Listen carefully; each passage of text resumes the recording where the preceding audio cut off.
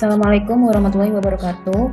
Kami dari kelompok 3B Angkatan 13, Gelombang 2 Latsar CPNS tahun 2025. Pada kesempatan ini kami akan berdiskusi mengenai substansi nilai-nilai ASN berakhlak yaitu loyal. Kita mulai saja diskusinya ya teman-teman. Pada diskusi pada hari ini membahas sinergi gugus tugas reforma agraria di Provinsi Bengkulu dalam penyelesaian masalah pertanahan sekaligus mendorong ketahanan pangan. Selanjutnya, tahapan kegiatan. Yang pertama, identifikasi masalah pertanahan khususnya lahan ex-HGU. Yang kedua, koordinasi lintas sektor melalui GTRA, Pemprov, BPN, dan instansi terkait. Yang ketiga, perumusan strategi redistribusi tanah dan pemanfaatan lahan. Yang keempat, implementasi program pemanfaatan tanah untuk ketahanan pangan termasuk target 1 hektar lahan produktif per desa atau kelurahan. Yang kelima, evaluasi dan pelaporan progres kepada pemerintah pusat atau RBPN. Selanjutnya, apakah hasil dari pembahasan ini? Terima kasih banyak. Adapun output atau hasil dari pembahasan kita ini adalah yang pertama, terpetakannya 1.241 bidang tanah untuk redistribusi, meski 881 bidang masih proses tindak lanjut. Lalu yang kedua, adanya komitmen bersama untuk memanfaatkan lahan pertanian guna ketahanan pangan daerah.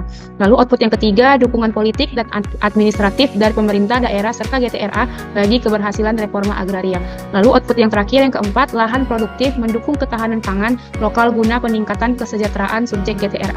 Sekian, terima kasih. Selanjutnya, apakah substansi mata pelatihan?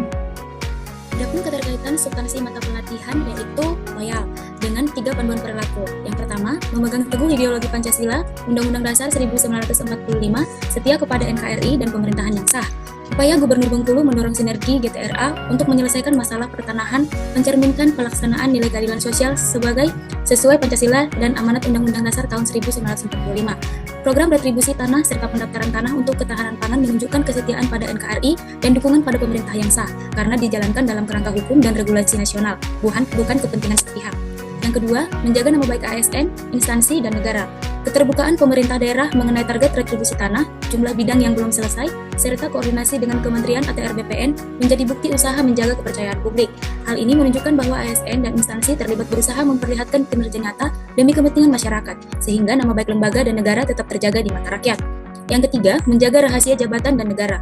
Dalam proses penyelesaian tanah ex-HGU, ASN dituntut untuk bijak memilih informasi yang dapat dipublikasikan dan yang harus dijaga kerahasiaannya. Data teknis seperti lokasi dan jumlah bidang dapat dibuka untuk transparansi, namun detail negosiasi maupun keputusan internal perlu dilindungi agar tidak dimanfaatkan pihak yang berkepentingan. Demikian, terima kasih. Untuk selanjutnya, apakah kontribusi terhadap visi dan misi ATR BPN? Baik, izin menjawab. Kegiatan sinergi gugus tugas reforma agraria Bengkulu dalam penyelesaian masalah pertanahan sekaligus mendorong ketahanan pangan merupakan wujud kontribusi dalam mendukung visi dan misi ATR BPN. Untuk visinya, yang pertama, penyelesaian konflik pertanahan melalui GTRA memperkuat kepastian hukum hak atas tanah. Kemudian, untuk kontribusi yang kedua terhadap visinya yaitu redistribusi tanah mendorong pemanfaatan tanah yang adil dan merata. Dan selanjutnya itu pemanfaatan lahan produktif mendukung keberlanjutan dan ketahanan pangan. Kemudian untuk kontribusinya terhadap misi ATR BPN yang pertama itu inventarisasi tanah dan legalisasi tanah, status mempercepat kepastian hukum. Kemudian mediasi dan penyelesaian konflik pertanahan, mengurangi ketimpangan serta memberikan keadilan. Dan yang terakhir, program lahan produktif membantu pemanfaatan tanah yang tepat guna untuk kesejahteraan masyarakat. Sekian dari saya, terima kasih. Dan yang terakhir, apakah penguatan nilai dari organisasi ATR BPN? Untuk penguatan nilai organisasi, ada 3 nilai. Nilai yang pertama, nilai melayani. Kegiatan sinergi GTRA menunjukkan komitmen melayani kebutuhan masyarakat dengan memberikan kepastian hukum atas tanah dan membuka akses pemanfaatan lahan untuk ketahanan pangan.